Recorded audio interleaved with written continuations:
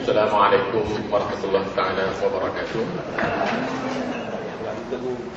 Tuan-tuan dan puan yang dirahmati Allah sekalian, marilah kita memulakan program bicara Flag 3 pada hari ini dengan kita membaca kitab Al-Fatihah.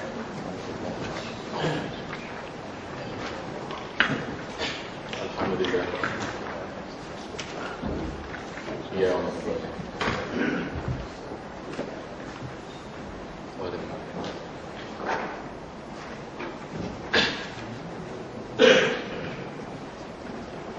Yang berbahagia, penceramah kita pada pagi ini, Profesor Datuk Dr.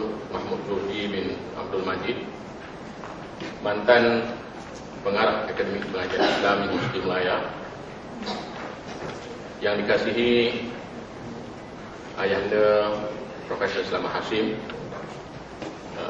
pengarah Pusat Pengajian Islam dan Pembangunan Sosial, Profesor Madya Dr. Jalil Berham, para Profesor Madya, para Profesor, para doktor, para pensyarah, pelajar-pelajar, hadirin dan hadirat yang dirahmati Allah sekalian. Pertamanya kita merapatkan syukur kita kepada Allah Subhanahu Wa Taala kerana pada pagi ini kita dapat sama-sama berkumpul bagi menjayakan program bicara Flag 3, dan ini merupakan satu-satunya program yang kita jayakan hasil daripada pimpinan yang berbahagia Profesor Selamat Hashim. Dan pada kali ini kita sama-sama berkesempatan untuk berbincang mengenai isu-isu semasa dalam pendidikan Islam di IPTA dan IPTS.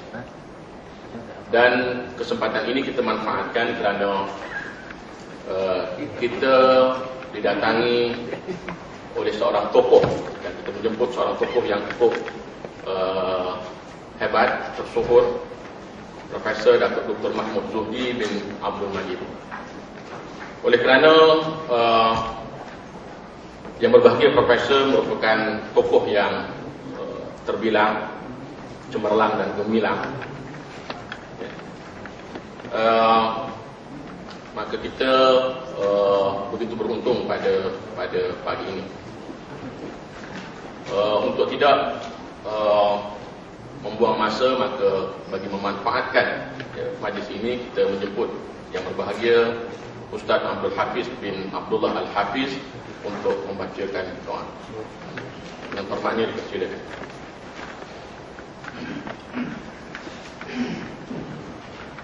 Bismillahirrahmanirrahim. Alhamdulillahi Rabbil Alamin. Wassalatu wassalamu ala ashrafil anbiya'i wal mursalin wa ala alihi wa sahbihi ajma'in.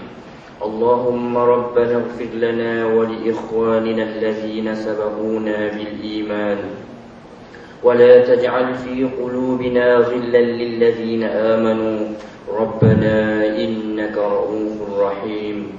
Ya Allah, ya Tuhan kami, sesungguhnya kami berkumpul pada pagi yang penuh barakah ini adalah semata-mata kerana-Mu ya Allah. Kami berkumpul untuk mengisi seluruh hidup kami dengan keredaan-Mu. Kami berkumpul untuk menghubungkan silaturahim, berdialog dan bertukar-tukar pendapat ke arah meningkatkan budaya ilmu di kalangan kami. Justru itu, berkatilah pertemuan kami ini, berkatilah jua usaha-usaha kami, kurniakanlah kepada kami limpahan ilmu yang berguna dan kefahaman yang benar. Allahumma kfina bihalalika an haramik wa ghanina bifadlika amman siwak. Ya Allah, cukupkanlah kami dengan segala yang halal sehingga kami tidak mencari sesuatu yang Engkau haramkan. Kayakanlah kami dengan kemurahan-Mu sehingga kami tidak perlu pertolongan kepada selain-Mu. Ya Allah, ya Rahman, ya Rahim, jadikanlah kami ya Allah dari kalangan hamba-hamba-Mu yang taat dan bersyukur. Jauhilah kami ya Allah dari melanggari perintah-Mu. Kurniakanlah apa kiranya ya Allah kepada kami kesihatan yang berpanjangan, kesejahteraan yang sempurna, fikiran yang waras, minda yang cergas, rezeki yang halal, zuriat dan generasi yang beriman, serta segala kebaikan di dunia dan di akhirat. Allahumma ij'al jam'ana hadza jam'an marhuma wa tafarruqana min ba'dihi tafarruqan ma'suma wa la taj'al Allahumma fina wa la ma'ana wa la man yatba'una shaqiyyan wa la mafrudan wa la marhuma. ربنا آتنا في الدنيا حسنة وفي الآخرة حسنة وقنا عذاب النار وصلى الله على سيدنا محمد وعلى آله وصحبه وبارك وسلم والحمد لله رب العالمين.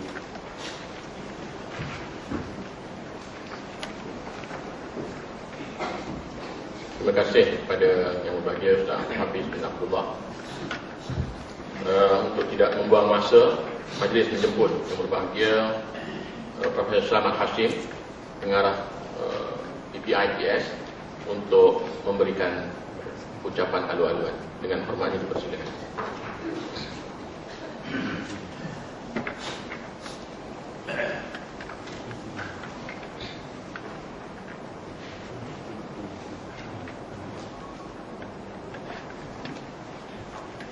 Assalamualaikum warahmatullahi taala wabarakatuh. Bismillahirrahmanirrahim. Alhamdulillahirabbil alamin. Wassalatu wassalamu ala sayyidina Muhammad asyrafil anbiya'i wal mursalin wa ala alihi washabbihi ajmain. Rabbi shrah li sadri wa yassir li amri wahlul 'uqdatam min lisani yafqahu qawli. Yang saya kasihi anak anda pengacara majlis, asal dipanggil saya ayah dia. Dan yang saya hormati dan berbahagia Datuk Profesor Dr. Muhammad Zuhdi, Dr. Mahmud Zuhdi bin Abdul Majid. Saya adik Datuk ni, saya ingat kami pasal satu kelas. Jadi abang kadang-kadang bertukar Mahmud dengan Muhammad tu. Dan yang saya hormati tuan-tuan, puan-puan, anak-anak pelajar dan tetamu-tetamu yang hadir dalam majlis program bicara yang ketiga pada pagi ini. Untuk maklumat Datuk dan juga ahli-ahli yang hadir, bahawa program bicara intelek ni alhamdulillah kita telah sampai kepada peringkat yang ketiga. Kita adakan untuk sama-sama bertukar-tukar pandangan di antara bicara-bicara dengan tokoh-tokoh. Kadang-kadang kita buat juga program bicara intelek ni sesama kita, betul, di antara masyarakat kita saja. Tapi dah jadi adat kata orang, bomoh kampung ni tak laku, tak panggil bomoh luar juga.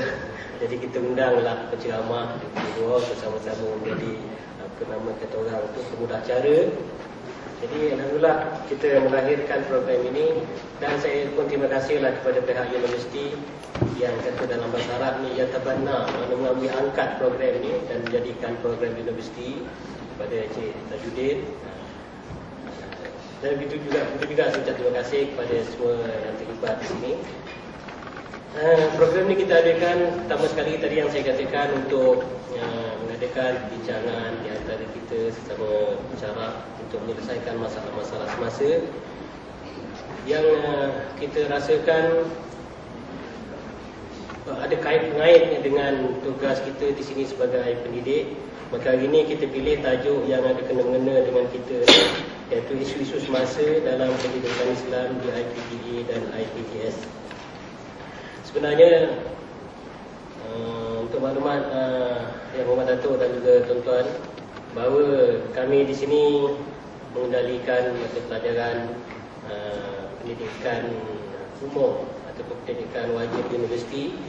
Di waktu yang sama juga kami mengendalikan program yang bekerjasama dengan fakulti lain, mungkin kita katakan dui pengkhususan, iaitu di antara pendidikan dengan pengajian Islam.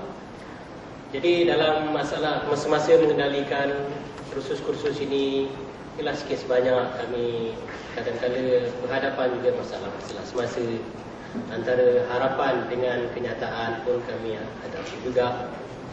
Jadi ada di antara kadang-kadang setengah kita yang mengatakan mata-mata pelajaran agama di pusat-pusat pengajian tinggi ini mungkin berbeza dengan mata-mata pelajaran teknologi, sains. Oleh itu ada yang pernah mengeluarkan pandangan, dia kata kalau kelas-kelas seperti TITAS ataupun kelas agama ni kita ajar pelajar 1000 lebih dalam satu kelas pun tak apa. Jadi di waktu yang sama kami juga diberi latihan oleh unit pengajaran dan pembelajaran. Cara-cara mengajar yang berkesan ialah bilangan pelajarnya tak ramai. Adakan persembahan, adakan pembentangan, adakan ujian.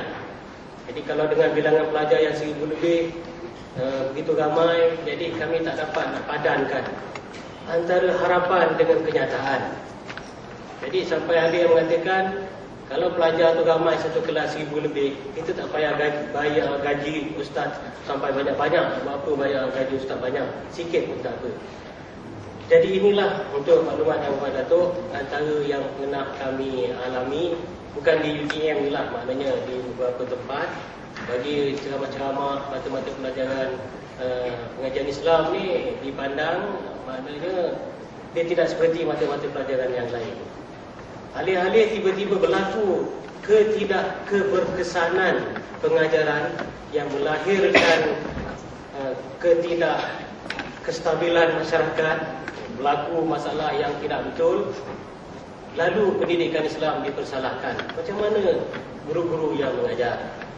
Jadi sedangkan masa mengajar dia tidak fikirkan keberkesanan pengajaran. Jadi oleh itu saya rasa dan kami juga sini berpendapat bahawa perundangan Islam dan sekarang ini di akhir-akhir ini pendidikan Islam berhadapan dengan cabaran daripada dalam dan juga daripada luar negara. Jadi kalau daripada dalam negara, maknanya kesedaran juga orang Islam sendiri terhadap pendidikan Islam, dan daripada luar negara kesedaran orang-orang bukan Islam sendiri terhadap Islam. Bagaimana semalam kami menghadiri satu seminar pencambahan Islam Hadari yang dianjurkan oleh Sekretariat Khas Jabatan Perdana Menteri. Kami diberitahu bahawa timbul kegairahan masyarakat luar negara, masyarakat antarabangsa yang bukan Islam untuk menyekat perkembangan Islam, lalu mereka menubuhkan jabatan-jabatan pengajian Islam di universiti-universiti mereka masing-masing. Tujuannya bukan nak masuk Islam, tapi nak kaji macam mana nak cari di manakah letaknya kekuatan Islam, lalu mereka akan tindas. Begitu juga sekarang ini produk halal haram menjadi tumpuan utama kepada masyarakat dunia. Dan ada juga masyarakat-masyarakat bukan Islam, khususnya peniaga-peniaga di negara kita, telah mencari jalan macam mana untuk memastikan barangan keluaran mereka halal. Mereka hanya memastikan ramuan rempah ratus yang digunakan halal, tetapi tidak memikirkan tentang peralatan. Jadi mereka mengkaji. Kajian yang mereka lakukan bukanlah untuk tujuan sukakan Islam, tapi nak cari untung. Jadi inilah perkara yang kita rasa marilah kita sama-sama sebulan sekali ke seminggu sekali kita berbincang menyelesaikan perkara-perkara seperti ini. Kerana kita harapkan dengan ada program seperti ini, kita nak kenalkan satu budaya berehat sambil berfikir. Kita sebagai orang ilmuwan, baik ilmuwan yang sudah berjaya, ilmuwan yang akan menjadi ilmuwan, pelajar-pelajar, dia berbeza dengan masyarakat petani ataupun nelayan.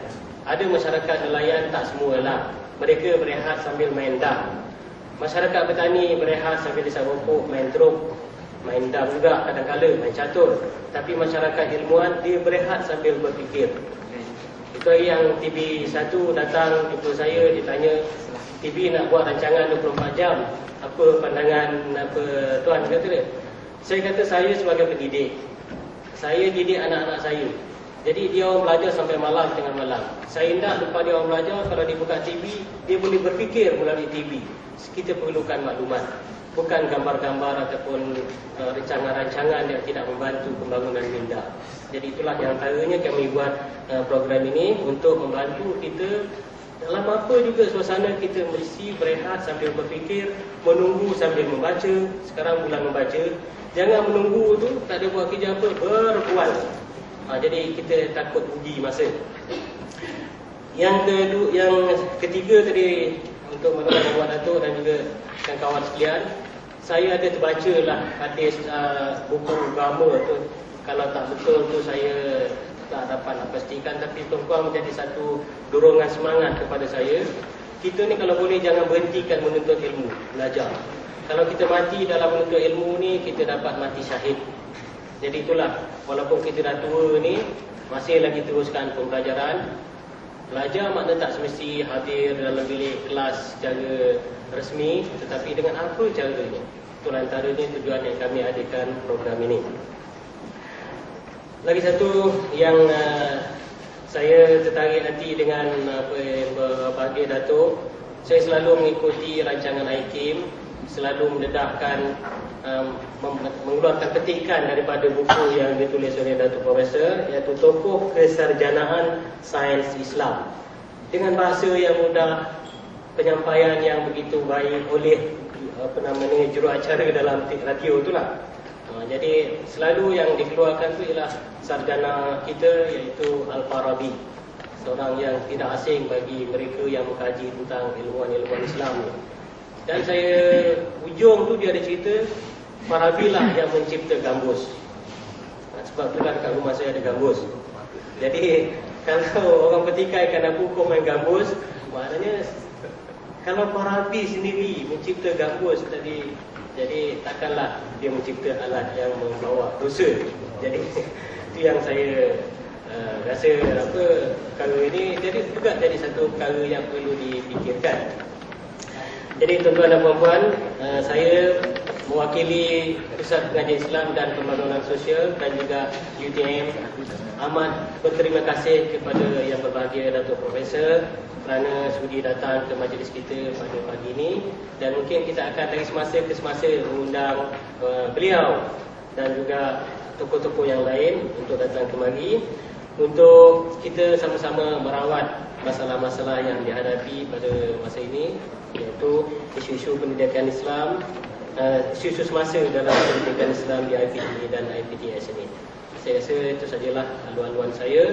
Mudah-mudahan dapat sama-sama kita memanfaatkan ceramah-ceramah beliau pada pagi ini dan dapat kita hayati sebagai panduan hidup kita. Sekian, terima kasih. Wassalamualaikum warahmatullahi wabarakatuh.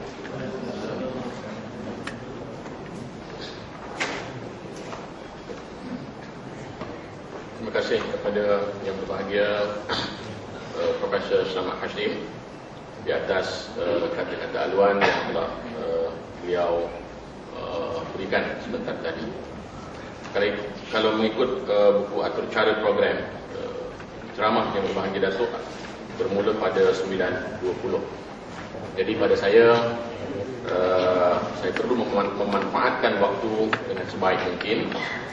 Jadi ringkasan biodata Profesor Datuk Dr. Mahmud Zuhdi oleh tuan-tuan tatapi sendiri di buku atur cara. Beliau merupakan seorang tokoh yang tidak asing lagi, dan untuk tidak membuang masa, maka majlis menjemput yang berbahagia Datuk untuk berbicara di atas tajuk isu-isu semasa dalam pendidikan Islam di IPTA dan IPTN. Dengan hormatnya, dipersilakan.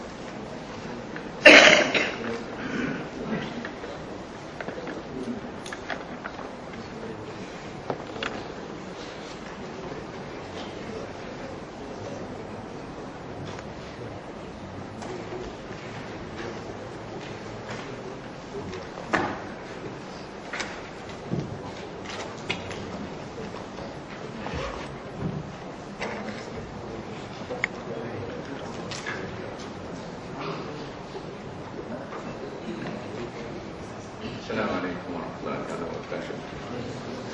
Bismillahirrahmanirrahim. Alhamdulillahirabbil alamin.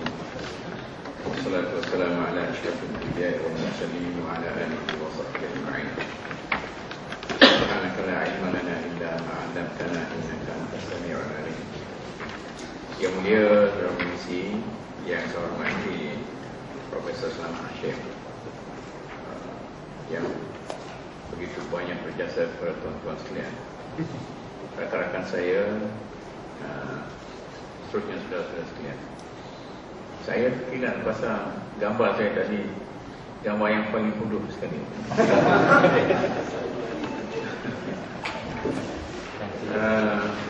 Kemudian Prof. Selamat kata kadang-kadang dia bertukar dengan Ustaz Tamil, Ahmad ke Mahmud. Datuk Nur Gaduh tu lagi. Bila kami ingat Dr. Jalil masa kita melawat bangunan Balai Islam yang belum siap, antara orang sambut kami ialah Datuk Nur Gaduh. Pasal waktu itu belum bergaduh lagi. Dia kata saya berbangga pada hari ini kerana rombongan ini dipimpin oleh rakan saya sendiri, Al-Azhar, Ustaz Muhammad Kamil bin Haji Abdul Majid. Jadi terang-terang dia sebut Ustaz Muhammad Kamil bin Haji Abdul Majid. Saya rasa saya pun taklah serupa sangat. Saya rasa lebih handsome saya.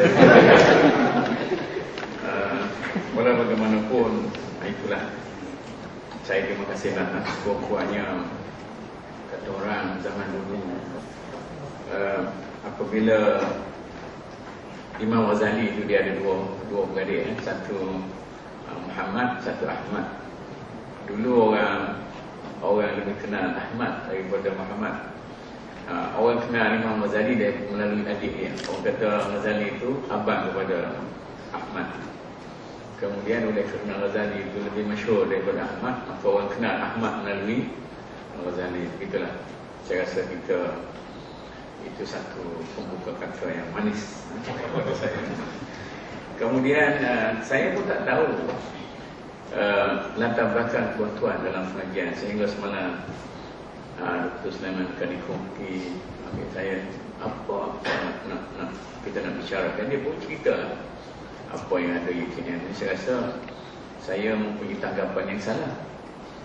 Sebab saya kata apa tajuk isu-isu contemporary mengenai pendidikan Islam. Mungkin kita bertukar pendidikan dengan pengajian. Rupa-rupanya di sini masalahnya masalah pendidikan Islam dan sebagainya. Tapi tak apalah, saya cuba bercakap. Apatah lagi sekarang ini kementerian sedang berusaha untuk menyamaratakan, menyamaratakan kurikulum yang ada. Dan saya rasa kita patut mempunyai pandangan yang tertentu. Jangan nanti apabila sudah ditetapkan, kita diminta ikut, kemudian barulah kita bising. Itu tak betul lah. Barulah kita bising. Kalau ayah kita nak kahwin lain, nak isteri dua, belum beristeri itu kita bising sebagai anak-anak. Tapi bila dia dah kahwin, jadi kita kena ikut.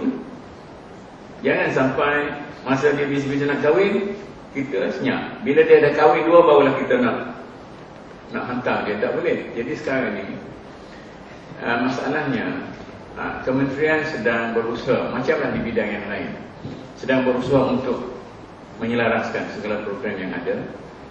Dan saya rasa minggu lepas kita diwakili, saya nak sebut tak boleh lah, nanti saya kata saya memperkenalkan. Kita diwakili apa tu UKM, diwakili untuk seminar seperti itu. Dan sepatutnya kita semua faham tentang itu, sama ada kita setuju tak setuju, dan apa sikap kita tentang pengajian Islam di universiti.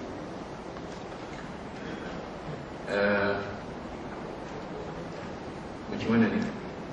Saya tak berapa.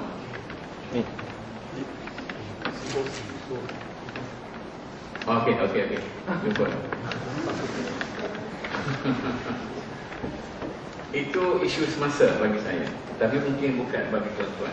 Maka macam Profesor Selamat kata tadi, bagi kita semua, bukan saja bagi UTM, tetapi bagi pengajian Islam di seluruh Malaysia, isu kita sekarang mungkin termasuk dengan kita sini, ialah untuk merangka program pengajian yang mampu melahirkan siswazah yang beragama, berilmu, berkemahiran dan berketerampilan, serta mampu membina kerjaya atau mendapat tempat di pasaran kerja.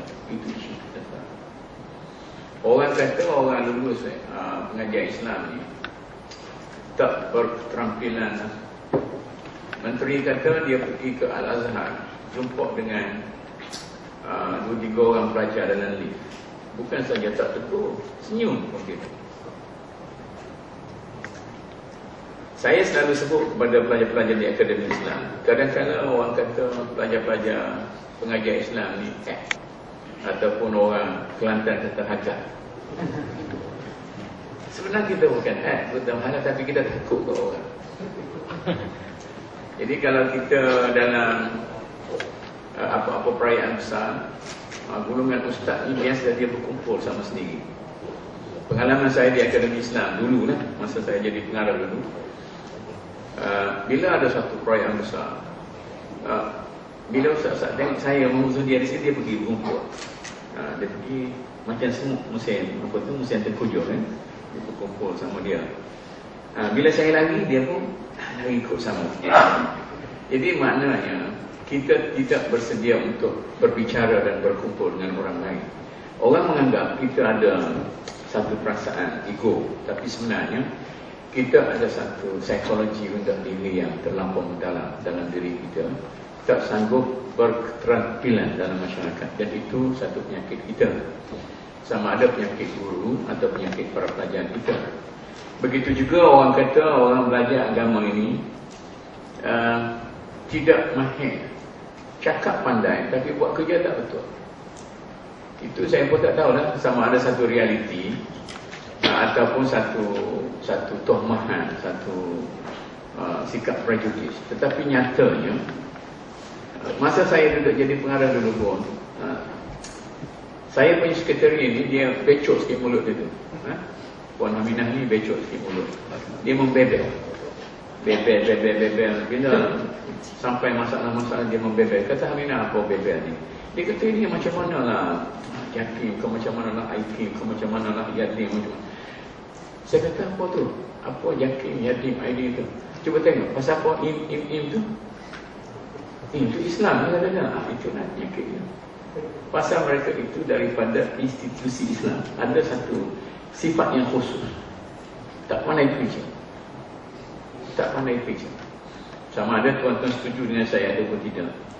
Tak pandai kerja ni mungkin satu waktu kita rasa orang prejudis terhadap kita, tetapi ada kemungkinan yang benar, sebab kita dulu dididik untuk mengkritik, untuk berteori, untuk memberi pandangan, tetapi kita habis di situ, tidak praktikal. Budak-budak sekolah Arab bila pergi sekolah, mana ada kerja rumah? Tak ada. Dia pergi dengan melongkong di sekolah dia, balik bungkus dia punya buku-buku balik. Tapi kalau budak-budak di sekolah kebangsaan, aliran biasa, kerja rumahnya banyak. Artinya dia belajar sambil bekerja. Kita belajar secara berteori. Oleh kerana itu, orang kata para ustaz ni kurang praktikal, teori banyak, sensitif, tapi tidak tinggi dia punya nilai intelektual. Itu satu masalah kita. Bukan masalah tuan-tuan, masalah kita, saya dan tuan-tuan. Kemudian masalah lebih besar lagi sama ada kita laku di pasaran kerja. Itu satu hal. Yang di Akademi Islam tu, yang ambil undang-undang, kau yang ambil ekonomi, kau yang ambil apa tu, nak buat apa? Nak jadi ustaz. Tapi ambil syariah dan ekonomi, syariah dan pengurusan, syariah dan undang-undang.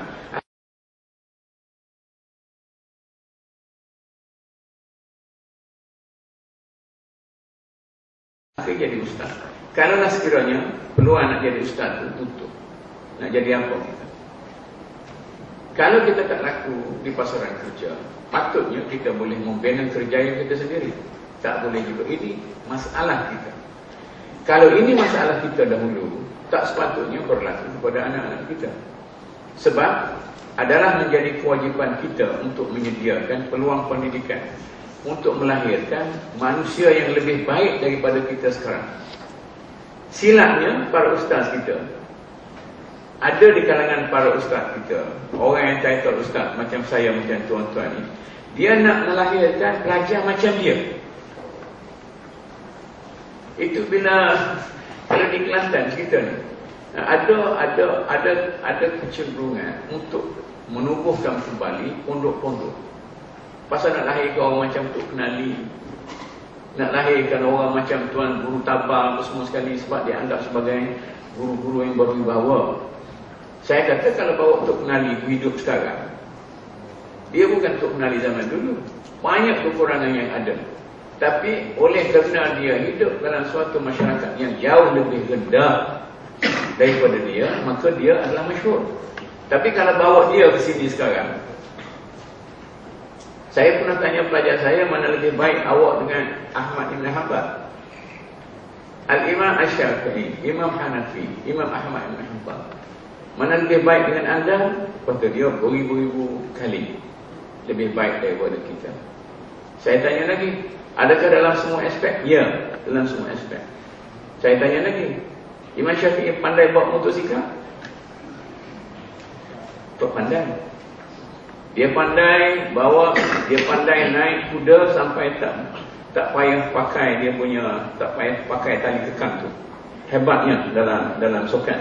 Tapi kalau bawa dia sekarang, so dia naik motosikal, bawa kereta, dia tak pandai. Sebab zaman telah berubah. Kita tidak akan mendidik seorang pelajar yang tahu naik kuda, memanah seperti Imam Syafi'i, tetapi pelajar yang tahu bawa kereta racing, bawa kereta yang besar-besar, bawa kereta, itu yang kita kata konsep yang sama tetapi berbeza. Oleh kerana itu, salah bagi sesetengah ustaz kita mengukur bahawa pencapaian pelajar yang diajarnya, sejauh mana pelajar itu mencapai apa yang dia ajar. Kalau dulu seorang ulama fiqh dianggap sebagai begitu alim sekali apabila dia menghafal kitab fiqh, apabila dia baca kitab fiqh itu tak salah, apabila dia, tapi saya menggelarnya sekarang ini sebagai babera, sebagai melongkap tua yang hanya boleh mengulangi apa yang ada dalam kitab, tapi tidak mampu untuk menganalisis apa yang ada itu dengan realiti yang ada sekarang. Maka lahirlah kita ulama-ulama zaman 20-an, zaman 2000, zaman abad yang ke-21, tetapi kita punya pemikiran abad yang ke-11. Katakanlah misalnya seorang pergi tanya Tuan Guru, ya Tuan Guru, apa hukumnya ambil air sembahyang menggunakan air pipe? Apa hukumnya? Jawabnya tak boleh. Sebab dalam kitab itu al-miyahul lati yajuzu tathiru biha sab'u miyahin. Ma'ul matari wa ma'ul nahri, tak masuk ma'ul hanafiyah. Jadi kita tak boleh faham bahawa ma'ul hanafiyah itu masuk dalam 7 itu. Jadi kita kata 7 tak boleh. Mula-mula dia kata takkan tak boleh. Takkan tak boleh. Tapi bila tengok kitab, tak boleh. Jadi seorang ulama itu, apakah orang yang mampu menceritakan apa saja yang difatwakan oleh orang terdahulu, ataupun orang yang mampu menganalisis fatwa-fatwa itu berasaskan pendekatan sekarang. Ambillah dalam tauhid, dalam akidah, dalam pendidikan Islam. Kita baca teori Imam Al-Ghazali tentang pendidikan Islam, teori Ibn Khaldun, Maskawi dan sebagainya. Tetapi kalau kita merealisasikannya harfan biharfin untuk masyarakat kita sekarang, maka kita telah merealisasikan sesuatu yang salah. Yang kata betul Telekom, kemudahan macam negara maju, tapi mentaliti penggunaan macam negara mundur. Sebab itu kita vandalism dan sebagainya. Ini yang terjadi. Saya minta maaf kerana saya terlampau pergi jauh itu. Saya nak bagi tahu bahawa ini masalah yang kita hadapi sekarang. Baik UTM, baik di USM, baik UM, baik apa-apa lagi, UIA ke, kita bermasalah bagaimana melahirkan siswazah yang up to date dalam segala hal, dan tidak sekadar mewarisi ilmu-ilmu yang dikatakan walaupun unggul tetapi tidak lagi cukup berfungsi sekarang ini. Kalau dia orang Kelantan, satu kesilapan cara orang Kelantan berfikir, apa makna kaya? Saya orang Kelantan dan kutuk orang Johor tak boleh. Kaya adalah artinya banyak tanah. Betul lah, tahun 40-an. Kaya maknanya banyak tanah. Tapi kalau nak duit tak ada dalam poket, kaya tak kaya? Sebab itu orang yang paling kuat sekali beli tanah, orang Kelantan. Pergi ke Johor pun dia beli tanah, pergi ke KL pun dia beli tanah, sebab itu budaya dia. Orang Arab zaman jahiliah, ma makna mal. Kalau kita baca dalam Afiqul Amwal ataupun Fiqh Muamalat, al-malu maknahu al-ibil. Ya, harta itu maknanya unta. Sebab pada waktu itu orang tak suka tanah buat apa, sebab dia dia berpindah dari semasa ke semasa. Tanah tak ada nilai. Jadi unta itu adalah mempunyai nilai bagi setengah orang di bandar. Apa maksudnya kita ada 1000 ekar dipaham, sedangkan lebih baik kita jual 1000 tu dapat RM1000 masuk share saja. Kerana ada liquid dalam itu yang. Jadi bagaimana kita boleh melahirkan siswa-siswa yang seperti ini, yang up to date, yang boleh digunakan pada masa ini, bukan sekadar untuk apa yang saya katakan tadi. Baik. Apatah lagi sekarang ini ada keraguan, betul ke kita boleh melahirkan siswa yang beragama? Itu pun satu lagi, lebih teruk lagi. Orang kata sama, budak sains yang dididik oleh bapa dia lebih baik daripada budak pengajian Islam yang keluar entah macam-macam lagi kan. Ada di kalangan para siswa yang kita lahirkan tidak mencerminkan sebagai seorang beragama. Jadi semuanya ini yang dikatakan versatile dan sebagainya, ini cabaran kita sekarang. Dan saya rasa bukan kecil cabaran kita. Oleh kerana itu kita perlu mentakrifkan semula konsep pengajian Islam, termasuklah pendidikan Islam, tuan-tuan. Konsep bahawa pengajian Islam itu adalah pengajian agama. Konsep bahawa pengajian Islam itu adalah pengajian agama yang biasanya dibahagikan kepada syariah, usuluddin, perlu didefinisikan semula bagi membebaskan pengajian Islam itu sendiri dari kepompong zaman kejatuhan yang diperkukuhkan oleh dasar sekularisme barat. Ini kalau kita cerita tentang pengajian Islam, mungkin tak berlaku lah di UTM ni. Dia terlintas pengajian Islam itu terbahagi kepada dua. Satu syariah, satu usuluddin. Kemudian dikelahi pula. Orang ni kata syariah lebih hebat, orang ni kata usuluddin lebih hebat. Orang ni kata usuluddin itu masalah pegangan hidup mesti dia lebih dulu. Orang ni kata syariah mesti dia lebih dulu. Jadi nak menyusun kita punya kurikulum, kita kelahi antara syariah dan usuluddin, itu saja. Malah sekarang ini mungkin dalam seminar baru ni saya pun tak hadir lah. Orang masukkan lagi bahasa Arab sebagai satu cabang pengajian Islam. Itu suatu kesalahan yang besar. Bahasa Arab bukan cabang pengajian Islam, tapi subjek bahasa Arab itu sebahagian daripada pengajian Islam, tapi bukan disiplin pengajian bahasa Arab itu masuklah dalam pengajian bahasa. Mengapa kita nak asingkan bahasa Arab dari bahasa-bahasa yang lain? Oleh kerana dia bahasa syurga atau bahasa agama dan sebagainya. Bahasa Arab itu bukan bahasa agama sekarang ini. Bukan sekadar bahasa agama, tapi bahasa perdagangan. Lama kita minta supaya bahasa Arab dirasmikan, dipopularkan. Orang buat indah tak indah.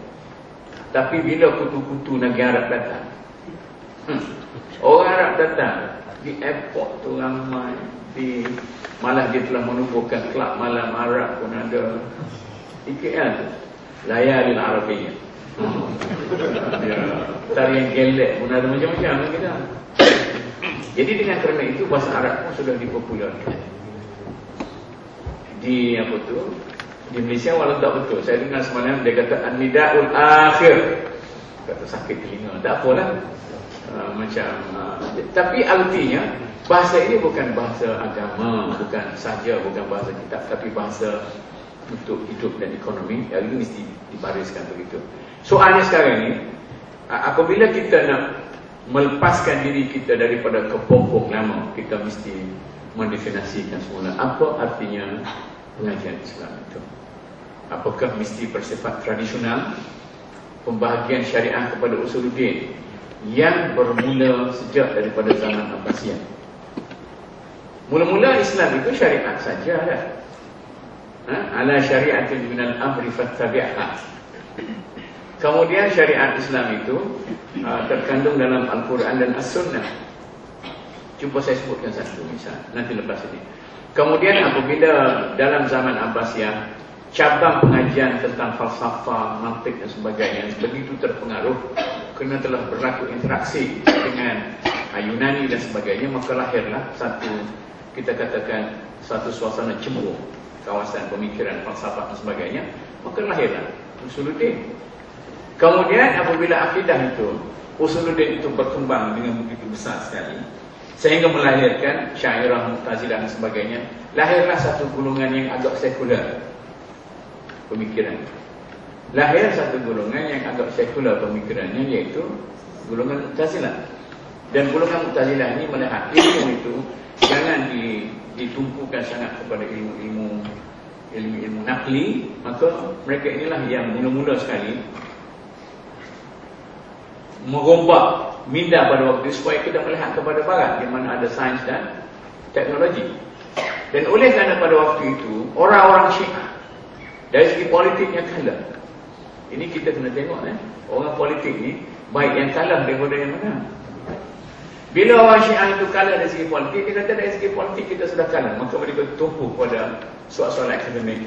Hatta dalam pengajian agama Islam bersih, mereka itu adalah guru kepada Al-Imam Abu Hanifah, mereka itu adalah guru kepada Imam Syafi'i dan sebagainya.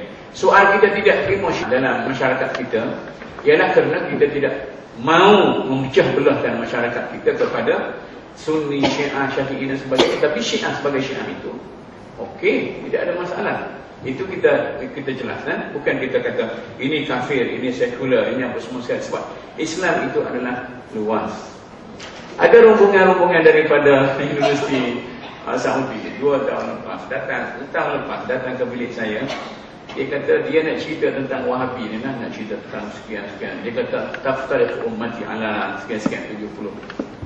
Saya kata apa maknanya? Dia kata orang Islam ada 70 lebih, kemudian 70 lebih itu satu saja yang betul, iaitu nak cerita yang salafi je. Saya kata setahu saya 77 tu maknanya banyak. Perkataan 7 dalam bahasa Arab menunjukkan banyak. Sab'a samawati, 7 lapis langit, susah kita nak tembus kan? Tapi kalau 7 lapis bumi, berapa selapis, 2 lapis, 3 lapis, susah kita. Sab'a artinya banyak. Al-iman sab'un wa sab'una syuh, tak ada 77. Cuba bilang, siapa dia boleh bilang 77? Yang paling tinggi sekali syahadatu an la ilaha illallah, kemudian yang paling ringan imadatul adhan anil tariq. Apa makna imadatul adhan anil tariq? Buat lubung air, kata yang Usman. Kita dah translate lagi imadatul adhan anil tariq, buang duri daripada jalan. Mana lagi ada jalan duri sekarang ni? Orang dah pakai kasut apa semua, tapi kita tetap lagi mentafsirkan imadatul adhan anil tariq. Mana sekarang imadatul adhan anil tariq, jangan bawa kereta laju. Saya kata Tan Sri Nur Rahman, saya nak translatekan imadatul adhan anil tariq, jangan bawa kereta laju di jalan raya. Dia sengih macam tu lah, dia pun susah lah. Dia takut orang kata pentafsiran tak betul. Tapi soalnya sekarang ni 7 artinya banyak. 77 terlampau banyak dia punya kumpulan. Mengapa yang satu itu betul? Saya kata yang betul itu ialah kumpulan Islam. Kumpulan Islam, ada Syiahnya, ada Sunninya, ada Murji'ahnya, ada Qadariyahnya. Kita adalah satu kumpulan Islam. Yang tak betul tu Kristian lah, Buddha sebagainya. Akhirnya kata okeylah, kita baliklah, tak jadi nak bincang. Ini mengapa kita mesti sempitkan pemikiran Islam? Kerana yang ni balik daripada barat, yang ni balik Timur Tengah, yang ni yang lokal punya graduate. Ini dah kita ada. Sepatutnya kita tampung-menampung antara sesama lain. Orang kata dalam cerita zaman dulu, yang naik kapal kan, yang tarik mata banyak tolong tampung, yang kapal tu pecah tak? Yang apa tu masa nak kenuri itu yang pekak tu dia jadi apa tu tumbuk dia lesung dah. Jadi itu sepatutnya kita barulah dapat kita. Jangan jadi macam Senate di Malaysia. Senate di Malaysia bila kita bincang tentang semester sistem yang balik daripada Amerika, cerita tentang semester sistemnya. Yang balik daripada England semesta-semesta ni rubbish sebagaimana. Yang balik, kita balik daripada yang Islam ni kita pun bengong lah. Sepatutnya bagaimana pengalaman masing-masing itu kita bentuk dalam hal seperti ini. Jadi dalam sekarang ini jangan ada lagi yang dikatakan tradisionalis dan modernis. Kalau kita asyik bercakaran sama kita, ini golongan modernis ini ala barat, ini tradisionalis, ini azhari, ini apa semua sekali, jadi kita tak boleh masuk. Kalau kita para pemimpin sekarang tidak boleh bersama dalam mentafsirkan semula apa itu yang dikatakan pengajian Islam, bukan kerajaan yang gagal, kita sebenarnya yang gagal. Kita tak boleh mempersalahkan orang lain. Sebab kalau kita unggul, kita boleh survive dalam keadaan mana sekalipun. Bila pelajar-pelajar tanya saya, macam mana kita nak unggul? Ada akta universiti. Saya kata bagaimana China boleh unggul?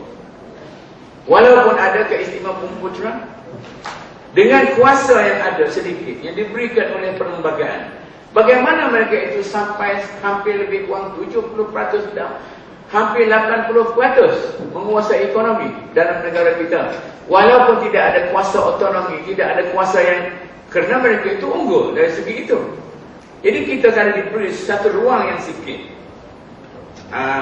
maaf kita punya nanti Dr. Jalil mahu kat saya kata apa semua sekali Ustaz.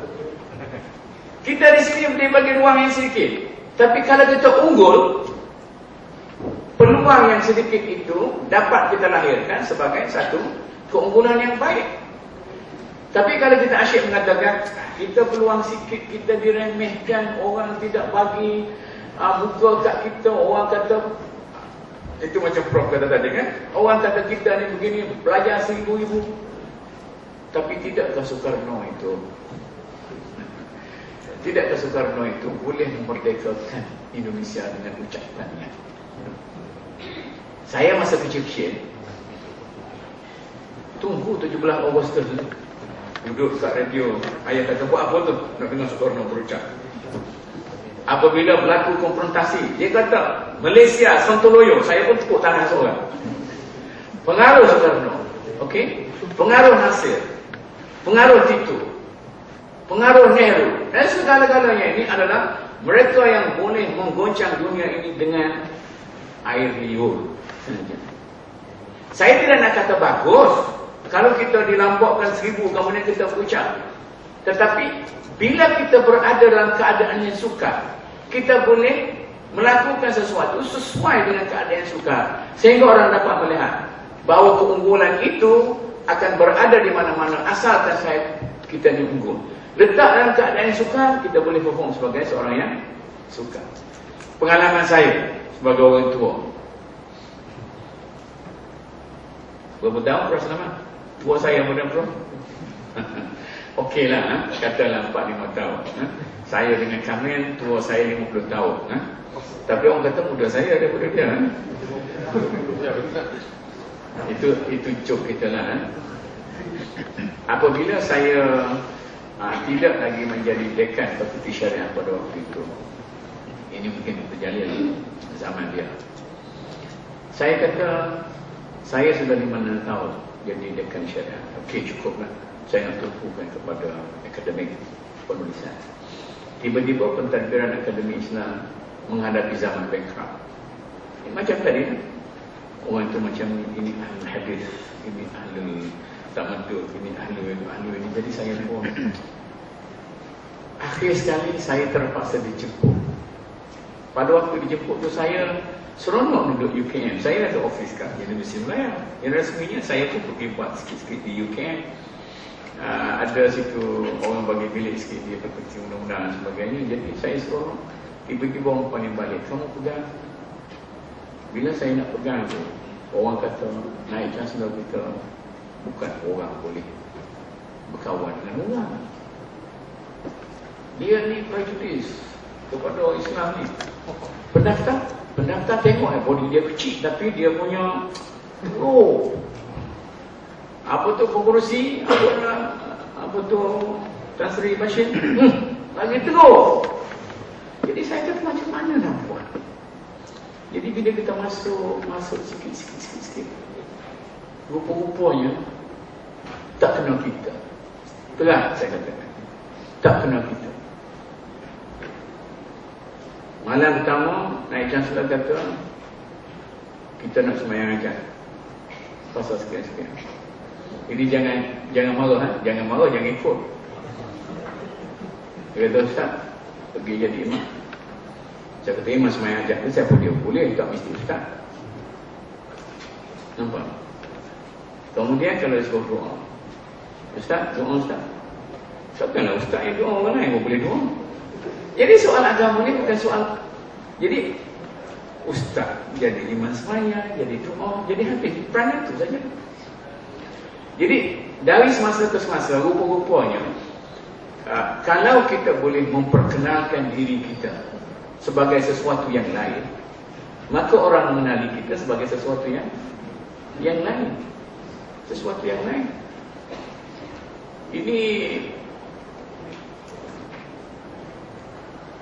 Ini dalam kita lah.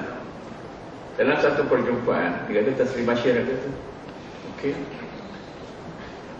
dia nak masuk, saya ikut sama. Dia tengok, macam mana Ustaz ni boleh masuk tempat macam tu.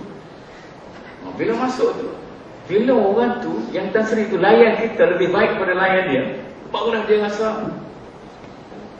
Nampak? Jadi satu peristiwa cerita lagi ni. Satu Ustaz Khairuddin. Ini cerita dalam hidup ni, tuan-tuan perlu tahu. Ustaz Khairuddin, dia kata, ya Syekh, ini Sanusi ni. Ini cerita dalam Sanusi ni. Lepas tu saya cerita lah, orang yang paling saya rasa seronok bekerja di bawah beliau sesudah kami mengenal antara sesama lain. Dia kata, entah Syekh Sanusi ni, bla cerita. Ustaz apa ni? Begitu kan? Kata kat saya macam-macam. Tapi Ustaz Khairuddin ni, orang bekas UKM, dia orang bahasa dan sebagainya. Dia orang ada haibah dia punya diri tu. Dia tak layan. Datanglah menteri luar kita sekarang, nama pun saya lupa nama menteri yang kata saya ambil. Datang saya ambil, dia syarah. Saya ambil, enta wa abuka, bla. Saya ambil pun takut macam tu. Akhir, dan Seri Sanusi, saya punya naik chancellor, respect kepada Ustaz Khairuddin 100 kali ganda sebelum dia tengok saya ambil respect kepada. Jadi masalahnya, kalau ada seseorang yang tidak respect kita, kita kena direspect oleh orang yang lebih tinggi daripada dia, maka dia akan respect kita. Kalau kita nak tumbuk supaya, tak boleh. Saya melihat ada banyak kekurangan yang ada pada ustaz-ustaz ini, kalangan-kalangan saya itu tak perlu memecahkan, tak sanggup memecahkan kepompong yang ada sehingga kita direspect oleh. Ini yang selalu. Jadi soalnya sekarang ni, saya jangan terlampau jauh. Dalam mendefinisikan semula pengajian Islam, kita orang perancang mempunyai pandangan yang cukup luas. Kita punya cukup luas. Bila kita nak menubuhkan Jabatan Syariah dan Pengurusan, tak ada bersyarat. Ada Ustaz Mukmin seorang naik chancellor kata, nak buat macam mana? Tak ada orang. Ada Dr. Mukmin seorang, dia kata nanti dia jadi profesor. Sebab dulu pun dia tunggu jabatan sana. Ini cerita yang kita akhir sekali apabila kita boleh memberi cadangan-cadangan yang baik. Jadi saya rasa di sini satu kepompong yang perlu dipecahkan ialah orang meletakkan kita di tempat yang dikesampingkan. Pengajian umum saja, tidak pergi rumah sendiri. Tapi sekarang ni mungkin saya tidak tahulah, mungkin kita dah ada rumah sendiri sebagainya. Ini terjadi di mana-mana. Penting saya nak balik kepada yang saya katakan tadi, kita perlu mendefinisikan semula apa maksud pengajian Islam, yang jangan sekadar pengajian Islam itu syariah usuluddin. Apabila Al-Quran diturunkan, bila Al-Quran diturunkan, pengajian Islam pada waktu itu hanya satu sahaja, iaitu memahami Al-Quran. Tapi bila Al-Quran tidak boleh dipahami kecuali melalui As-Sunnah sebagai bentuk tafsir, maka ada dua subjek, pengajian Al-Quran dan As-Sunnah. Bila Quran dan Sunnah tidak boleh dipahami kecuali melalui bahasa Arab, jadi 3 subjek. Bahasa Arab sebagai subjek yang ketiga. Bila bahasa Arab tidak boleh dipelajari dengan mendalam kecuali mempelajari sastra Arab, maka sastra menjadi subjek yang keempat. Bila sastra Arab tidak boleh dipelajari kecuali kena pergi kepada tribe orang Arab di Johor apa semua sekali, maka nak jalan tu kita kena tengok bintang, bulan, tengok jalan sebagainya, maka timbul keperluan untuk mengetahui ilmu alam, ilmu bintang dan sebagainya. Pergi belajar pula, nak belajar sastra, kena belajar sejarah. Satu lagi, nak belajar sejarah, kena belajar antropologi. Satu lagi, akhir sekali Islam itu berkembang. Dan sekarang ini pengajian Islam itu mestilah menyeluruh kepada segala aspek yang ada. Apakah yang dikatakan pengajian Islam? Bukan usuluddin, bukan syariat, tetapi sistem Islam dalam segala apa yang ada, termasuk dalam ilmu ukur, dalam ilmu perubatan, dalam engineering dan sebagainya. Semua itu sebagai satu alternatif Islam. Itu yang perlu ditafsirkan. Dan kita perlu kepada orang yang mampu mentafsirkan ilmu-ilmu Islam secara yang meluas. Dan jangan sekadar duduk di situ kita rasa, wah tak ada dah usuluddin, akidah tak ajar dah. Yang kita ajar akidah pula, akidah apa tu? Sifat 20, kaunuhu qadiran, kaunuhu muridan, kaunuhu macam-macam ni. Baik, supaya tidak teruk sangat saya punya keperluan kepada ilmu trans yang komprehensif. Begitu juga bila kita, kalau saya nak kata antara syariah dan usuluddin itu gapnya supaya di sekarang ini, kalau orang belajar syariah tak tahu akidah, orang belajar usuluddin tak tahu ibadah, tak tahu hukum dan sebagainya, itu perlu mungkin ini tidak begitu mengenai tuan-tuan. Yang lebih mengenai tuan-tuan ialah soal pengkhususan berasaskan kepada kemahiran. Apakah yang dikatakan suatu pengkhususan? Sekarang ini trend, sebelum ini trend yang ada di kalangan kita, ini pengajian Islam, pengkhususan syariah. Pengajian Islam, pengkhususannya Quran dan Sunnah, hadis tafsir, atau pengkhususannya usuluddin. Pengkhususan yang berasaskan kepada ilmu adalah tidak sesuai sekarang dalam pembangunan yang ada. Sepatut segala ilmu Islam yang ada ini dijadikan sebagai ilmu trust, dan kita pilih bagaimana kita boleh dimasukkan. Di Universiti Melayu sekarang ini, yang kalau saya kata saya yang pimpin, jangan kata tuan-tuan, bila saya tidak nak jadi lagi pengarah, saya kata macam ni. Sekarang ini kita perlu kepada seorang pengarah baru, kerana pengarah lama sudah tua. Pengarah lama sudah tua. Sebab orang tua ni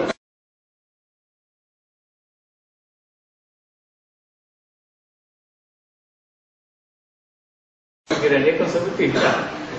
Jadi okeylah cari orang baru.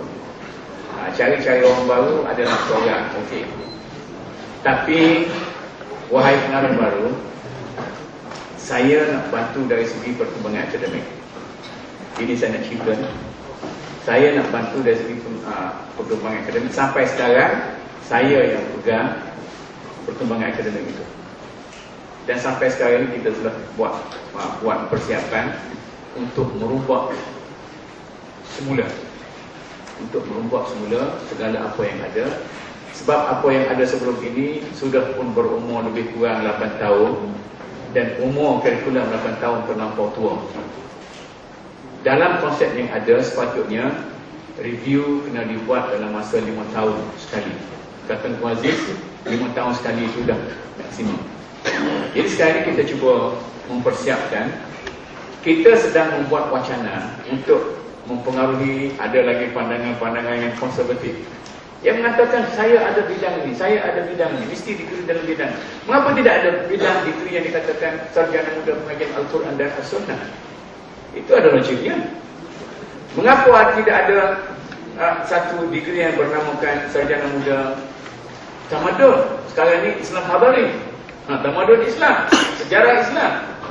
Tapi yang patut kita lihat ialah pengkhususan dalam pengajian Islam itu sekarang ini perlu lebih berasaskan kepada praktikal. Tuan-tuan ada pendidikan Islam, itu jelaslah. Saya rasa mungkin kalau berpaket pun kita bincang sikit lagi.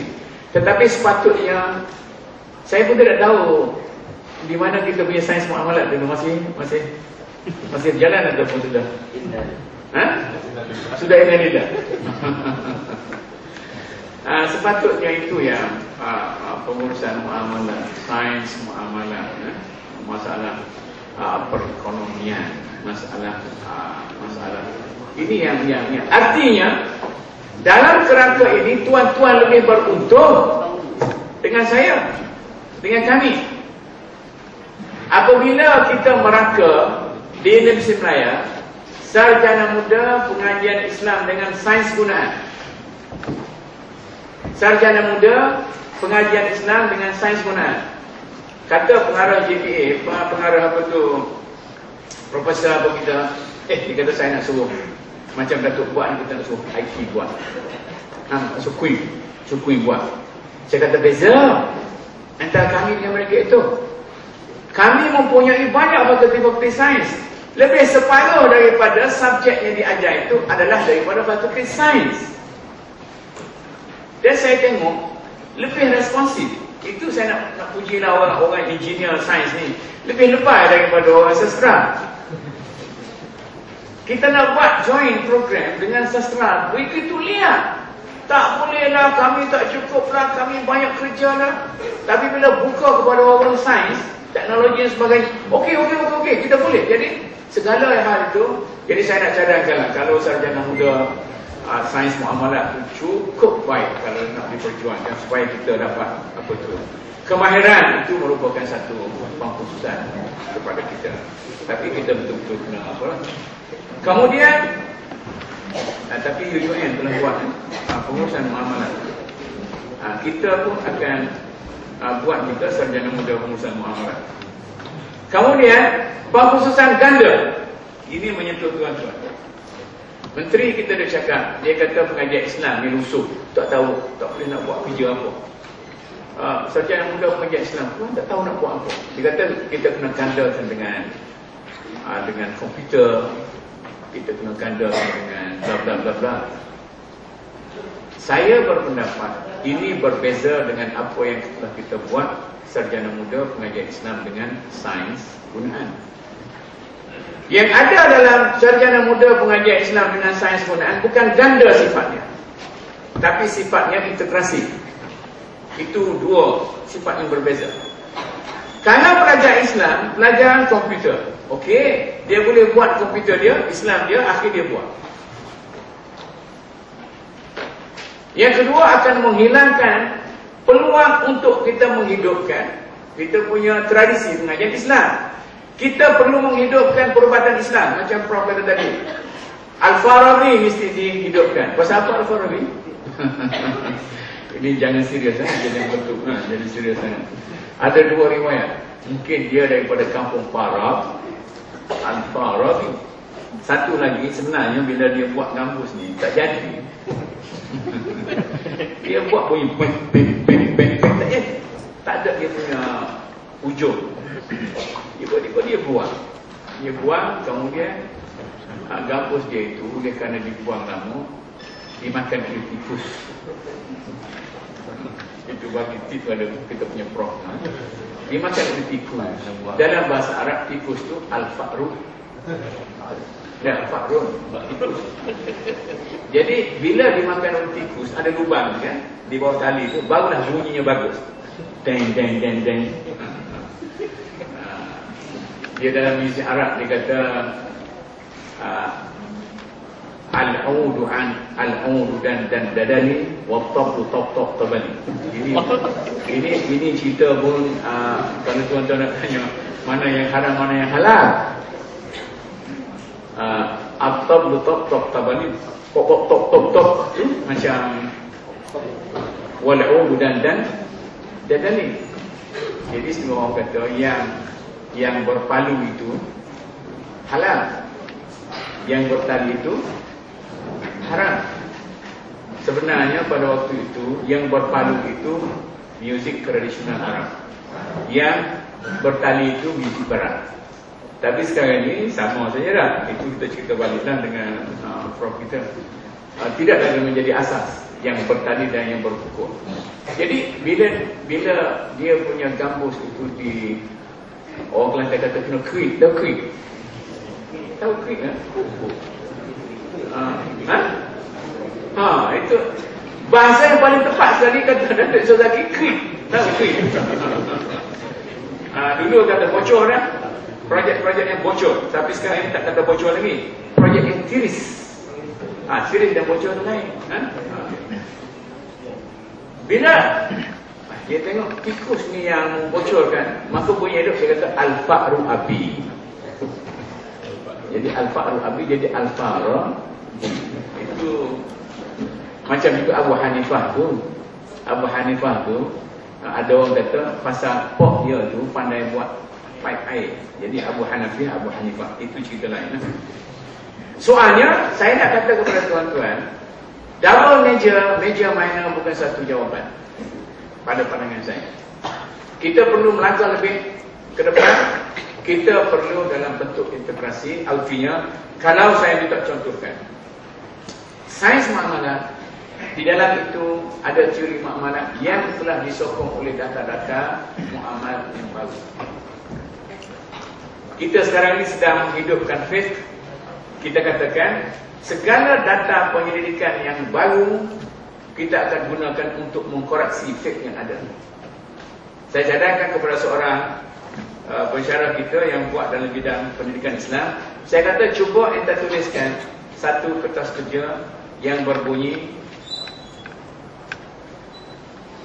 pengkoreksian teori suluh dalam fiqh Islam berasaskan kepada data-data penyelidikan terbaru. Sebab dalam fiqh itu banyak pemikiran-pemikiran yang tidak lagi semasa. Macam saya katakan tadi, takkan air tujuh, tak ada air kolam, tak ada. Air tasik pun tidak ada dalam tu. Kata Imam Syafi'i, orang boleh mengandung sampai 2 tahun. Tak betul. Sekarang ini dari segi saintifik yang baru. Kemudian cuba kita lihat, apabila anjing dan babi, ini cerita ni, apabila anjing dan babi melakukan pencemaran dalam sesuatu tempat, maka tempat itu akan menjadi bersih apabila melalui proses sebanyak 7 kali. Kalaulah anjing bewak. Kalau anjing belok pada satu tempat, kebetulan dia telan biji durian. Dia belok biji durian itu tumbuh melalui perut anjing itu, kemudian dengan baja yang tahi anjing. Bila jangan durian lama sangat bila pokok labu itu berbuah, maka adakah halal dimakan ataupun tidak? Kata Datuk Nasir, ini seorang ahli pertanian yang sudah masuk politik. Dia kata, Ustaz, Abang Haji nak bagi tahu Ustaz ni bekas menteri. Dia kata kita ni dibuat daripada labu. Macam mana Abang Haji kata Quran kata daripada tanah? Tak. Dia kata mok kita makan labu, tu jadi daun daging, maka labu tu lagi jadi mani untuk jadikan kita ni. Sebab itu orang Melayu kata bin labu. Ini cerita proses. Yang saya nak sampai ialah, kalau sesuatu yang haram itu boleh jadi halal apabila melalui proses-proses natural, mengapa dia tidak boleh jadi halal apabila dia melalui proses-proses mekanikal? Apa beza antara proses natural dengan proses mekanikal? Dulu nak beranak mesti ada perkahwinan antara lelaki dan perempuan. Tapi sekarang ni secara mekanikal anak itu boleh dikandung dalam satu bekas gitu. Jadi soalnya kita perlu tatwir ataupun kembangkan kita punya idea dan pemikiran dalam hal-hal itu. Oleh kerana itu, tuan-tuan di sini, saudara-saudara sini lebih bernasib baik daripada yang Melayu. Sebab tuan-tuan berada di sebuah universiti teknologi. Tapi peluang ini kena rebut. Banyak saja sokongan. Bila saya kata Akademi Islam akan melahirkan sebuah degree sekian, maka saintis-saintis semua, sampai sekarang ni kita mengajar tentang bio, kita mengajar tentang tentang fizik dan sebagainya, masuk dalam usul game. Jadi kita integratekan. Soalnya pengintegrasian ilmu adalah satu jawapan. Bukannya ini mengajar akidah kemudian mengajar komputer. Ini main komputer maka dia buat akidah. Tapi kita perlu mengembangkan data-data akidah itu melalui mengembangkan pengajian akidah berasaskan data-data pengajian baru tentang pemikiran falsafah, dikat dan sebagainya, tentang budaya dan sebagainya, sehingga kita boleh melahirkan akidah yang baru. Mungkin juga sains-saintis Islam yang lama, sains-saintis Islam yang lama itu diperbaharui sehingga mereka itu dapat memperbaharuikan dirinya, maka lahirlah pembaharuan dalam sains Islam. Kita tak boleh kata Al-Farabi, tak boleh kata yang lama-lama itu dah betul, salah. Kita nak bangga lagi dengan Ibn Sina, Al-Farabi tak. Mereka itu sudah terkebelakang dari segi sains. Tetapi kalau kita hubungkan balik mereka itu, yang ada sekarang dengan tradisi mereka itu, maka kita boleh membina suatu daerah sains Islam yang cukup unggul, ada di punya sejarah. Begitulah fiqh, begitulah tauhid, begitulah falsafah, begitu pemikiran dan sebagainya. Mana pentafsiran Al-Quran dan As-Sunnah. Saya tak tahu sama ada tuan-tuan ni, majoritinya tak suka kepada Dr. Mahathir dah. Apatah lagi dia tidak lagi Perdana Menteri. Rafidah Hazim tanya dia sekarang. Masa Mahathir nak berhenti daripada begini menangis semua sekali. Bila Mahathir sebut sikit masalah kereta AP, dia kata itu pun zaman Zia dulu apa semua sekali. Biasa lah kita ni bila tidak jadi ketua ya. Pengalaman saya cerita ni. Dulu masa belajar di Nanpuri, saya menjadi presiden pelajar. Bila sampai tahun 4, saya bagikan kepresidenan itu. Saya kata tak larat, saya tawakhir tak nak jadi presiden lagi. Baik kau ni. Rupa-rupanya besok lepas kita tidak jadi presiden, pelajar orang tak kisah lagi kita. Tak kisah lagi, dia pun nak macam itu satu. Kalau kita jadi ketua jabatan tak? Kita tak ada kata almarhum saya punya kawan Sidi Baba. Dia kata saya pelik. Dia kata dulu kau main lagi saya lalu hambuk. Tapi bila saya tak jadi ketua jabatan, dia kata orang tengok pun tak. Itu biasalah. Biasa. Tapi yang kita nak sebutkan, biar saya baliklah kepada tapi jangan putus bila Dr. Mahathir kata kita mesti mentafsirkan semula Al-Quran. Cuma kata Tasrif Syahidam. Ini saya ni orang tua saya dengan depan saya sendiri bila kita pergi masa tu. Saya pun masa dulu campur ke politik ni, campur. Dia kata sesuatu yang buruk pada Dr. Mahathir ialah mulutnya celupai. Dia kata kepada yang mungkin Jadi bila dia kata kita mesti mentafsirkan semula Al-Quran, saya kata maknanya kita mesti beri input yang baru terhadap tafsiran Al-Quran. Kerana dalam tafsir itu banyak lompang yang ada, lompang-lompang semasa yang ada. Kalau kita balik baca tafsir, banyak lompang yang ada yang perlu diberi input baru. Itu mungkin maksud David oleh kerana mungkin dia punya cara bercakap tu begitu. Jadi bagi kita sekarang, sehingga dalam tafsir dan syarah hadis pun kita perlu melihat semula, kita masukkan input baru, updatekan dia punya ilmu dalam tu, barulah tafsir Al-Quran dan Sunnah itu berfungsi sebaik mungkin sekarang ini. Dan saya rasa elok jugalah kalau saudara-saudara yang kurang berpuas hati itu cuba bukakan supaya saya datang tak saja-saja. Kemudian keperluan kepada kemahiran berkomunikasi ini saya dah uraikan tadi. Orang kita sangat remeh dalam berkomunikasi. Dalam satu masa para mufti kata kami tidak berpuas hati kerana dalam majlis-majlis yang hebat kita duduk di depan tapi duduk tepi. Mungkin kerana komunikasi kita soal kelemahan bahasa di kalangan pelajar kita.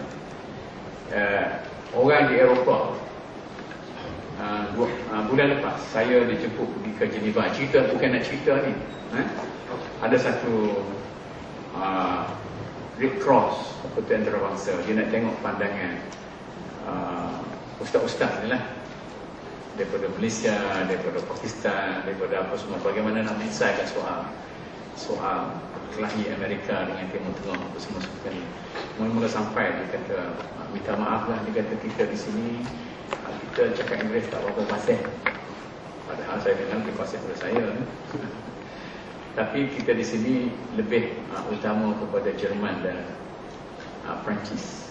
Artinya orang di sana sekurang-kurangnya 3 bahasa, utamanya Perancis, Jerman ataupun Jerman Perancis, dan bahasa ketiganya bahasa Inggeris. Tapi tengok pelajar-pelajar kita, terutama pelajar Melayu, orang Kelantan pula tu,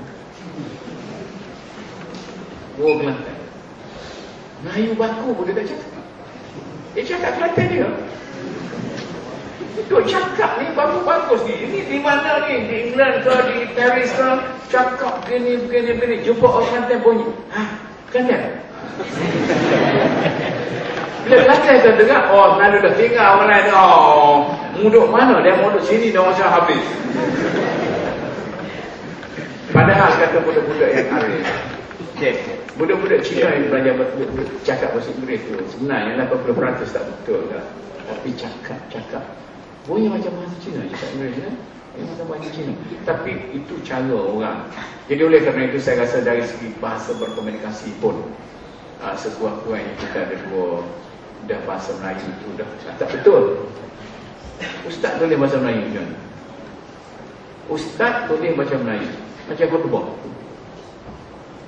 Kebanyakan khutbah itu bahasa Melayu tak kalah khutbah hari ni mungkin betul.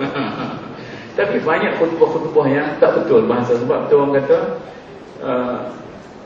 ada satu ubat yang sangat mujarab. Ubat tidur sangat mujarab apa dia? Seminggu tak boleh tidur. Bila pergi Jumaat dia boleh tidur. Orang perempuan tak tahu.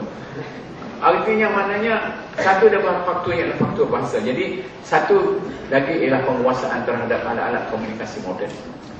Penguasaan terhadap alat-alat komunikasi moden. Saya betul tadi kata tak pernah bawa anak. Saya kata bawa apa tu? Disket yang lama. Disket yang lama kan. Jadi saya pun terlewat juga dari segi ni. Tapi janganlah terlampau terlewat sangat dalam menguasai diri.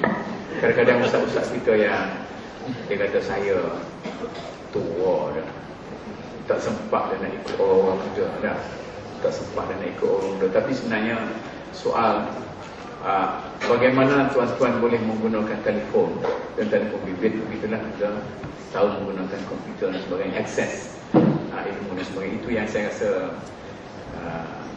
sekian.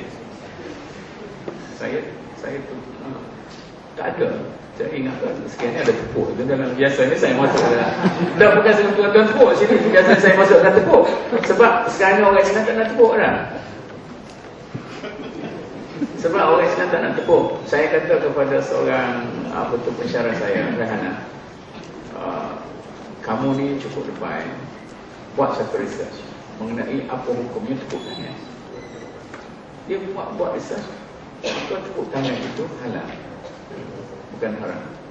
Sampai saya bukan nak tepuk saya lah. Sampai ke situ kita dikongkong oleh kita punya kepongkong kan.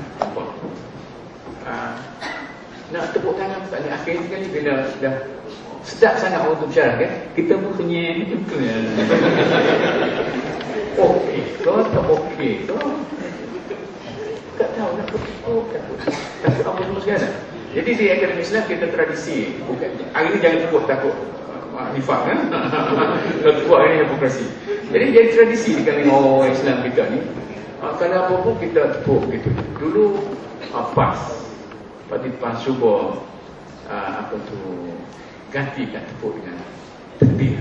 Nah, bila sudah Haji Hadi Syuah takbir. Jadi tak hidup juga. Akhir takbir, betul apa suka. Jadi tak hidup juga. Jadi saya rasa benda-benda yang macam ni, bagaimana kita melahirkan perasaan kita. Jangan sampai kita orang Arab kata makbul je lah, makbul. Ada orang kata adik-adik ada tepuk ni cerita orang kafir lah atau semacam ni. Ini kalau tak betul dia, tak betul lah. Saya cari orang yang parti-parti yang cukup kuat. Buat research mengenai sebab mula daripada, tahu tuan-tuan bila tak tepuk tangan ni? Bermula daripada kepimpinan ulama Iran. Sebab orang Iran kata takbir tak apalah. Orang perempuan dia kuat dah. Tapi kita orang Melayu ni macam ni. Saya kata dari segi ni, hanya perkara kecil seperti ini pun kita tidak dapat menyelesaikan masalah. Sehingga pensyarah-pensyarah agama sekarang ni, oleh kerana dia semangat, orang tak tepuk, maka dia pun berkelakar. Maka lahirlah pensyarah-pensyarah agama yang ahli joke. Sesiapa yang hebat kelakar dia, maka dia adalah seorang pensyarah agama yang hebat. Jadi saya rasa mungkin kita tukar dia punya paradigm. Kita sekarang ini nak semangat membangun dan bukan kita nak berjenaka dalam hidup kita. Wabillahi taufiq. Wassalamualaikum warahmatullahi wabarakatuh.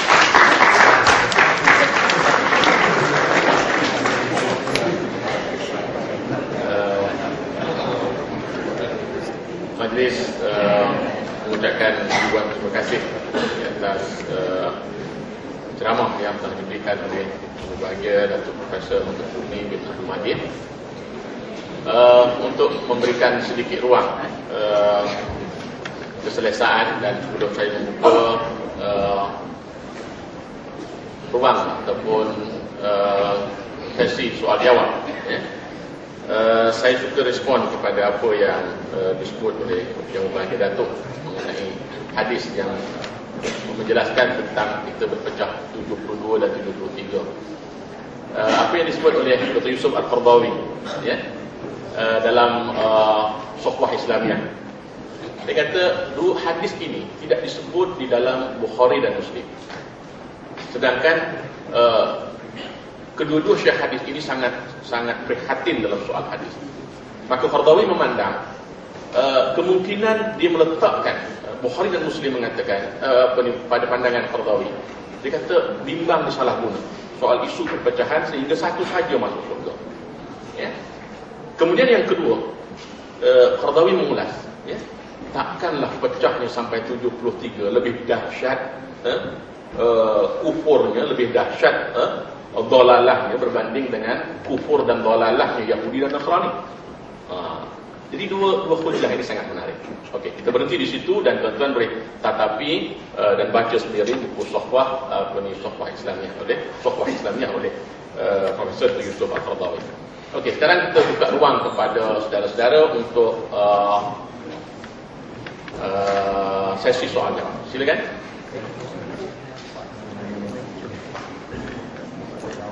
Pelajar-pelajar kita yang non-Muslim pun diberi ruang untuk bertanya dengan Yang Berbahagia Prof.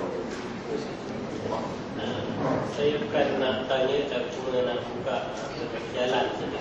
Saya bertanya hati apa yang Profesor sebutkan tadi itu.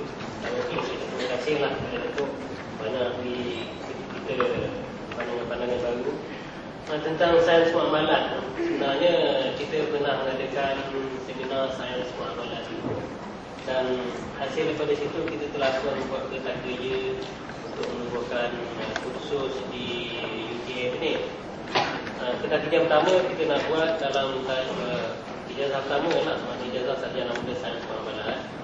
Tapi selepas kita bincang dengan pihak Pertukaran Universiti, Kementerian ketika menasihatkan bahawa universiti awak ni universiti teknologi, awak tak usah fikirlah nak buat kursus-kursus yang macam sains muamalat ke sains ni. Jadi saya pun nak berbincang dengan pihak Pertukaran Tinggi Universiti. Dia kata kalau nak senang begini, dia kata kita buat kursus di peringkat sarjana ataupun PhD.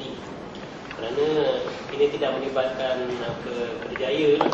Kerana biasanya seorang tu yang dah bekerja, dia akan mengambil kursus sarjana. Jadi tidak ada alasan yang kita perlu adakan kepasan di sini nak kerja apa. Jadi kebarangkaliannya untuk diluluskan itu mudah. Jadi untuk makluman Prof, kita telah membuat kertas kerja sarjana sains muamalat, sarjana dan PhD. Lepas bila kita hantar kepada pusat pengajian siswaza Kita mengatakan ini terlampau luas, dan muamalah ini terlampau luas, banyak. Ada bidang ekonomi, ada bidang perbankan, ada bidang pengurusan. Jadi dia kata, macam Datuk cakap tadi lah, maknanya kita kalau nak belajar agama, kena belajar bahasa Arab, nak belajar bahasa Arab, kena belajar sastra, dia nak belajar sastra, kena belajar sejarah, akhirnya belajar falak. Jadi dalam muamalah ni kita nampak besar, lepas tu kita kecil kan. Sekarang ni kita sedang bergiat membuat kertas persiapan untuk memperkenalkan kursus sarjana dan PhD pengurusan harta tanah, iaitu wakaf. Dan mungkin ada pihak-pihak yang akan bekerjasama lah, macam seperti bahagian sains telah menunjukkan minat untuk dalam bidang apa nama ni, tapi maknanya adalah satu pihak-pihak yang telah menunjukkan minat untuk mengadakan kerjasama ini. Mungkin itu sebahagian yang Datuk sebutkan tadi dalam mengintegrasikan. Jadi saya rasa itu saja maklumat. Sebab apa kita macam kesian ni, apa yang bagi Datuk telah susah payah mengendalikan kursus dan muamalah bagi kita ni, akhirnya usaha-usaha itu tinggal dulu saja, tapi sedang jalan insya-Allah. Ada apa komentar?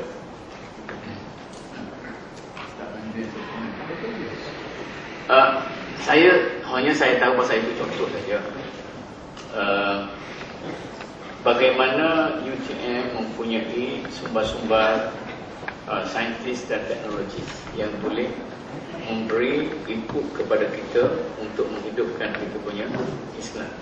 Jadi kata-kata hartanah tu baguslah.